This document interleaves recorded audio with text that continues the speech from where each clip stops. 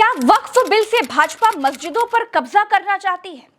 क्या भाजपा की नजर मुसलमानों की जमीन पर है? क्या वक्फ की जमीन बेचो कार्यक्रम शुरू होने वाला है? लोकसभा और राज्यसभा में वक्फ बिल पास हो चुका है। अब राष्ट्रपति की मुहर के बाद कानून बन जाएगा। तो दोस्तों, ये जानना और भी ज्यादा जरूरी हो जाता है कि क्या सच में भाजपा की नजर जमीनों पर है? कल को आप सभी धर्मों की धार्मिक संपत्तियां छीन के आप अपने दोस्तों का देने का काम करेंगे। मैं फिर इसको दोहरा रहा हूं और फिर इसको कह रहा हूं कि आप ये करेंगे, धार्मिक संपत्तियों के कब्जा करने का काम करेंगे। देखिए, एक लाइन में पूछा जाए कि वक्फ बिल क्या है, तो एक लाइन में भाजपा के इस वक्फ बिल को विश्लेषित करने के लिए मैं कहूंगी कि 900 चूहे खाकर बिल्ली हज को चली। हाँ, सही कह रही हूँ। जिन भाजपा नेताओं पर राम मंदिर में चंदा चोरी के आरोप लग गए, जिन भाजपाइयों पर राम मंदिर के लिए जमीनों की दलाली के आरोप लग गए, जिस भाजपा राज में 8 करोड़ की जमीन भगवान राम को 18 करोड़ में चिपका दी गई, जिस भाजपा राज में अयोध्या में अधिकारियों ने जमीनें खरीद डाली, राम मंदिर को मुनाफे का जरिया बना दिया गया, जिन्होंने अपने मंदिर को ही नहीं छोड़ा, उनके मुंह से मुस्लिम उद्धार की बातें अच्छी नहीं लगती। ये कहते हैं कि ये वक्फ की जमीनों को संभालने के लिए वक्फ कानून लेकर के आए हैं। ये तो वही बात हो गई कि बिल्ली को दूध की रखवाली की जिम्मेदारी दे दी जा रही है। ये सरकार कह रही है कि ये कानून हम मुसलमानों के भले के लिए आ रहे हैं। जब मैं आपसे सुनता हूं तो मुझे लगता है कपिल शर्मा कॉमेडी सर्कस में बोल रहा है। आप मुसलमानों का भला कर रहे हैं, आप मुसलमानों का भला कर रहे हैं।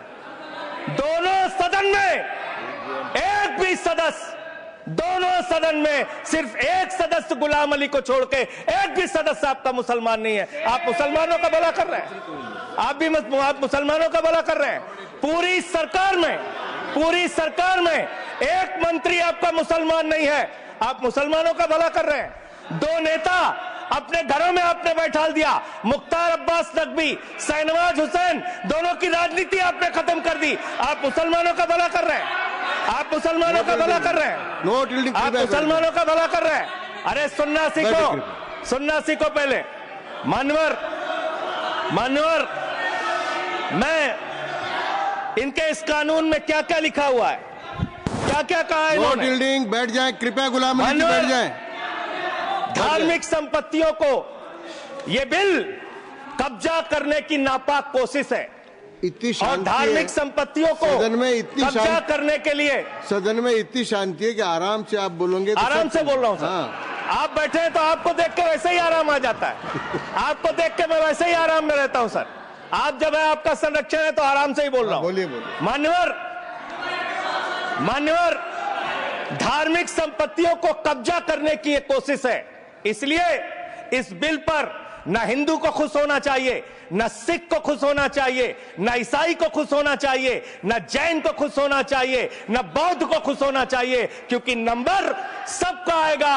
और आज वक्फ की संपत्तियां कब्जा करके आप अपने दोस्तों को देंगे, कल गुरुद्वारे की संपत्तियां कब्जा करके आप अपने दोस्तों को देंगे, फिर चर्चों की संपत्तियां कब्जा करके आप अपने दोस्तों को देंगे, फिर बौद्धों की संपत्तियां कब्जा करके आप अपने दोस्तों को देंगे, फिर जैनों की संपत्तियां कब्जा करके आप अपने दोस्तों को देंगे, फिर मंदिरों की जमीनें कब्जा करके आप अपने दोस्तों को देंगे। आप तो वो लोग हैं जिन्होंने प्रभु श्री राम के मंदिर में भी घोटाला किया। मान्यवर, प्रभु श्री राम के मंदिर के जमीन में घोटाला किया। मैं कागज दूंगा सर, मैं कागज दूंगा। ये लोग राम मंदिर में घोटाला करने वाले लोग हैं, राम मंदिर की जमीन का चंदा खाने वाले लोग हैं सर। ये लोग 2 करोड़ की जमीन 5 मिनट में 18 करोड़ में बेची सर इन लोगों ने। 16.5 करोड़ का घोटाला किया, 18.5 करोड़ में जमीन बेची। ये राम मंदिर में घोटाला करने वाले लोग हैं सर। मान्यवर, अरे प्रभु श्री राम के नाम का पैसा खाते हो तुम लोग। अरे बैठ जाओ, राम मंदिर का पैसा खाते हो। अरे राम मंदिर में घोटाला करते हो, बैठो। अरे राम मंदिर का चंदा खाते हो। अरे चंदा चोरो बैठो, चंदा चोरो बैठो, चंदा चोरो बैठो, बैठो चंदा चोरो बैठ जाओ। चंदा चोरो तुम लोग चंदा चोरो तुम लोग, चंदा चोरो बैठो। 1 मिनट को प्लीज। चंदा चोरो बैठो। सभापति महोदय, श्री गजेंद्र सिंह जी सर, सदस्य ने चंदा चोरी किया इन्होंने सर। कि राम का पैसा घोटाला खाया करने वाले सर, लोग वो भी राम का पैसा खाया सर इन्होंने। राम मंदिर का विषय, राम मंदिर में चंदा चोरी किया इन्होंने। चंदा चोर है सर ये लोग। न चीन के मसले पर रात 2 बजे तक लोकसभा चली, न पुलवामा हमले के बाद रात 2 बजे तक संसद चली। अमेरिका ने भारत पर आज ही रातों रात भारत पर 26% टैरिफ लाद दिया है, इस पर भी कोई बहस नहीं हुई। लेकिन भाजपा के लिए वक्फ बिल इतना ज्यादा जरूरी है कि रात 2 बजे तक संसद चली। कि आप ही लोग हैं मुसलमानों को चोर बोलते हो, आप ही लोग हैं मुसलमान आपकी जमीन छीन लेंगे, आपके गले का मंगलसूत्र खींच लेंगे, आपके गाय बैल उठाकर लेके जाएंगे। मुसलमानों के महाराष्ट्र में मुसलमानों के मटन के दुकान से आप मीट मत खरीद लीजिए, मुसलमान देशद्रोही है, टेररिस्ट है, बटेंगे तो कटेंगे। अभी आप लोग मुसलमानों की संपत्ति की चिंता कर रहे हो, आप लोग मुसलमानों की संपत्ति के रखवाले बने हो। लेकिन मैं आपको बताता हूं भाई साहब, आप मुझे कुछ मत सिखाइए, मैं बहुत पढ़ लिख कर आया हूं यहाँ, चिंता मत करिए। मैं हिंदुत्व भी पढ़ा हूं और सब कुछ पढ़ा हूं, और आप अभी नए मुल्ला बन गए हो हिंदुत्व के। आप हमें मत सिखाइए, हमारा जन्म हिंदुत्व के काम के लिए हुआ है। कल गृह मंत्री जी का भाषण में सुन रहा था, गृह मंत्री बोल रहे हैं कि हम 2025 के पहले वाली जो मस्जिद मदरसे दरगाह को हाथ नहीं लगाएंगे, लेकिन जो रिक्त जमीनें हैं उसे बेचकर गरीब महिलाओं का, मुसलमान महिलाओं का कल्याण करेंगे, उनमें पैसा बांटेंगे।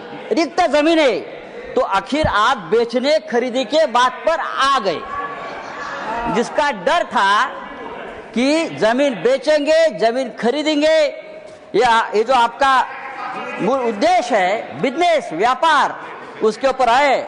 आप चुप नहीं बैठेंगे, आप जमीन बेचकर ही रहेंगे। धारावी का जो हो गया है अयोध्या में 13,000 एकड़ जमीन का घोटाला हुआ है। मैं राम मंदिर का नाम नहीं लूंगा, अयोध्या में 13,000 एकड़ जमीन का घोटाला हो गया है। इंडिया के सभी 232 सांसदों ने बिल के विरोध में वोट दिया। इंडिया ब्लॉक ये जानता था कि उनकी संख्या कम है, नीतीश और नायडू के दम पर भाजपा ये बिल बड़े आराम से पास करा लेगी। लेकिन फिर भी इंडिया ब्लॉक ने एक वोट बिल के विरोध में डाला, एक भी वोट इधर से उधर नहीं हुआ। एनडीए की तरफ से नीतीश कुमार और नायडू के सपोर्ट से 288 वोट बिल के पक्ष में पड़े। नीतीश और नायडू ने मुसलमानों के साथ धोखा किया और भाजपा ने बिल पास करा लिया। ओवैसी ने गुस्से में बिल की कॉपी ही फाड़ दी। तो मैं गांधी की तरह इस कानून को फाड़ता हूं, ये अनकॉन्स्टिट्यूशनल है सर। इस देश में झगड़े पैदा करने का काम बीजेपी करना चाहती है मस्जिद और मंदिर के नाम पर, इसीलिए मैं इसका कंडेम करता हूं। वक्फ बिल के लिए भाजपा की जीभ क्यों लपलपा रही है, इसको समझने के लिए दोस्तों एक बात को आपको और समझना पड़ेगा कि इस देश में सोने चांदी के बाद एक ही चीज है जो सबसे ज्यादा महंगी है, और वो है जमीन। आगे मैं ज्यादा कुछ नहीं बोलूंगी, चिट्ठी को तार समझिए और मेरी एक बात को ही पूरा अखबार समझिए। जिस वक्फ की जमीनों की भाजपा को इतनी ज्यादा चिंता है कि कानून बना रही है, उसी भाजपा को तब साफ सूंघ जाता है कि जब राहुल गांधी संसद में यह बता देते हैं कि चीन ने भारत की 4000 वर्ग किलोमीटर जमीन पर कब्जा कर लिया है। एक जमीन वक्फ की है, एक जमीन भारत की सरहद पर है। दोनों जमीनों में क्या फर्क है, मुझसे बेहतर तो आप जानते हैं। एक वक्फ की जमीन है जो मुंबई में है, जिस पर उद्योगपति का इंटालिया है। एक सरहद की जमीन है जिस पर चीन का कब्जा है। अब किस जमीन के लिए कानून आएगा वो आपको ज्यादा मालूम है। 4000 किलोमीटर हैं, 4000 किलोमीटर चाइना ने ले लिए हैं, और हमारे फॉरेन सेक्रेटरी उनके एम्बेसडर के साथ केक काट रहे हैं। 20 जवान शहीद हुए थे, उनकी शहादत की सेलिब्रेशन हो रही है केक काटकर। अब हम नॉर्मलसी के खिलाफ नहीं हैं, मगर नॉर्मलसी से पहले स्टेटस को होना चाहिए। हमारी जमीन हमें वापस मिलनी चाहिए। We should get our land back. वक्फ में पैसा है, और जहां पैसा है वहां राजा जी की नजर है। मुसलमानों की जितनी चिंता भाजपा कर रही है उतनी चिंता जिन्ना को भी नहीं है। दोस्तों, वक्फ की संपत्तियां मुसलमानों की जिंदगी में क्या रोल प्ले कर रही हैं और मुस्लिम उसके खिलाफ क्यों हैं, इसे समझने के लिए मैंने all India Muslim personal law board के सदस्य खालिद रशीद फिरंगी महली जी से इस मसले को समझने की कोशिश की थी कि आखिर मुस्लिम इस बिल के विरोध में क्यों हैं।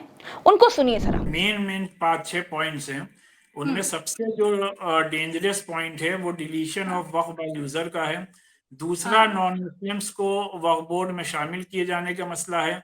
एक डेमोक्रेटिकली इलेक्टेड वक्फ बोर्ड को एक नॉमिनेटेड वक्फ बोर्ड में तब्दील करने का मसला है। फिर ट्राइब्यूनल जो है उसके पावर्स को जो डाइल्यूट इसके जरिए से किया जा रहा है। फिर आप देखिए कि ट्राइब्यूनल के सिलसिले में भी कितनी गलत फहमी फैलाई गई, ऐसा जैसे कि ये जो ट्राइब्यूनल है सिर्फ ये वक्फ बोर्ड ही के पास हो। जितनी भी इस तरीके के इदारे हैं, चाहे इलेक्ट्रिसिटी बोर्ड हो या जितने भी गवर्नमेंट के बॉडीज हैं, सबका अपना ट्राइब्यूनल होता है। उसी तरीके से वक्फ बोर्ड का ये ट्राइब्यूनल, और ये ट्राइब्यूनल कोई मुसलमानों का अपना नहीं बल्कि गवर्नमेंट का ट्राइब्यूनल है, जिसमें कि गवर्नमेंट ही तीनों मेंबर्स को अपॉइंट करती है। एक एडीएम रैंक के ऑफिसर को अपॉइंट करती है, एक जुडिशियल ऑफिसर को अपॉइंट करती है और एक इस्लामिक स्कॉलर को अपॉइंट करती है। फिर बार बार ये बात कही गई कि जो अभी ट्राइब्यूनल के लॉज हैं उसके अकॉर्डिंगली जो फैसला ट्राइब्यूनल में कर दिया उसको कहीं चैलेंज नहीं किया जा सकता, जो कि बिल्कुल ही गलत बात फैलाई गई। बहुत से ट्राइब्यूनल्स के यहाँ के जजमेंट को हाई कोर्ट में भी चैलेंज किया गया है, सुप्रीम कोर्ट में भी चैलेंज किया गया है, और ये केसेस ऑलरेडी इन कोर्ट्स में चल रहे हैं। तो जो ट्राइब्यूनल के पावर्स को भी कम किया जा रहा है, ये भी वक्फ प्रॉपर्टीज के लिए बहुत ज्यादा नुकसानदेह होने वाली है। अच्छा, और वक्फ इससे जो संपत्ति सबसे बड़ा पहले आपकी बात कर दी, बोलिए। इससे सबसे बड़ा नुकसान होगा वो ये भी कि ऑलरेडी हाई कोर्ट और सुप्रीम कोर्ट में नंबर ऑफ केसेस जो हैं वो आप खुद देखेंगे कि विद इन अ ईयर बहुत ज्यादा बढ़ जाएंगे। दोस्तों, रात के 2 बजे जब हम स्वघोषित विश्वगुरु लोग एक बिल पास करा रहे थे, तब अमेरिका हम पर 26% टैरिफ लाद रहा था और हमारे प्रधानमंत्री टैरिफ का जवाब देने के बजाय थाईलैंड चले गए। कांग्रेस प्रवक्ता सुप्रिया श्रीनेत इस पर क्या कहती हैं, सुनिए। एक तरफ चीन के राष्ट्रपति हैं जो अमेरिकी टैरिफ का कड़ा विरोध कर रहे हैं और दूसरी तरफ मोदी जी हैं जो बीच संसद के सत्र में मुंह छुपाकर बैंकॉक भाग गए। भाई, सवाल यह है कि सरकार के पास कुछ प्लान है, कुछ रिस्पॉन्स है, उनको इस बात की खबर है, भनक है, क्या हो रहा है? जब रात को 1:30 बजे ट्रंप टैरिफ अनाउंस कर रहे थे, तब बजाय इस पर रणनीति बनाने के मोदी जी रात को 2 बजे सदन में वक्त पर चर्चा करा रहे थे। मतलब लानत है दोस्ती की इन डींगों पर और खोखले विश्वगुरु के दावों पर। असलियत यह है कि इकोनॉमी को तबाह करने वाला एक टैरिफ लग चुका है और नरेंद्र मोदी की सरकार के पास इससे निपटने के लिए ना कोई प्लान है, ना रिस्पॉन्स है, ना रणनीति है। दोस्तों, ऐसा नहीं है कि वक्फ बिल से देश में बहुत बड़ा बदलाव आने वाला है। वक्फ बिल को अगर आप दूर के चश्मे से देखेंगे तो पैसा उगलती हुई जमीनें दिखाई देती हैं। क्या भाजपा कंपनियां बेचकर, शत्रु संपत्तियां बेचकर, जमीनें बेचकर टॉप 3 इकोनॉमी में पहुंचना चाहती है? क्या हमारी हालत इतनी खराब है कि हम घर के बर्तन, लोटा, थाली बेचकर अमीर होने का दिखावा करने वाले हैं? भाई, दुनिया एआई के पीछे पड़ी है। चीन ने डीप सीक बनाया है, अमेरिका ने ग्रोक बनाया, किसी ने चैट जीपीटी बनाया। हमने क्या बनाया? हम वक्फ कानून बना रहे हैं। हमको दिक्कत इस बात से है कि मुस्लिम अथॉरिटीज ही अकेले जमीनों की मालिक क्यों हैं? हम मुसलमान को हिंदू बना रहे हैं। मोदी जी के डिजिटल इंडिया में भारत ने अभी तक एक ढंग की सोशल मीडिया वेबसाइट तक नहीं बनाई है। फेसबुक विदेशी है, ट्विटर विदेशी है, इंस्टाग्राम विदेशी है, व्हाट्सएप विदेशी है। यह है इनका डिजिटल इंडिया। दुनिया आसमान पर है और हम जमीन जमीन खेल रहे हैं। कभी वक्फ की, कभी बाबरी, कभी बाबर। मैंने कल के अपने वीडियो में बताया था कि कैसे वक्फ की जमीनों से कमाई का रास्ता खोजा है। आप कल का वीडियो जाकर मेरे चैनल पर जरूर देख लीजिएगा। बाकी और ज्यादा वीडियोस के लिए आप मेरा दूसरा चैनल उल्टा चश्मा यूसी भी सब्सक्राइब कर सकते हैं, जहां हर मुद्दे, हर विषय पर आपको खबरें और वीडियोस मिल जाएंगे। तो फिलहाल के लिए इतना ही। चैनल को अगर आपने सब्सक्राइब नहीं किया है तो सब्सक्राइब जरूर कीजिए, क्योंकि आप तक सारी जानकारियां पहुंचाने के एवज में हम आपका साथ ही मांगते हैं। अगर आप सामने आकर सच बोलने का जोखिम नहीं ले सकते तो पीछे रहकर सपोर्ट तो कर ही सकते हैं ना। चलते हैं, नमस्कार, राम राम, दुआ सलाम, जय हिंद।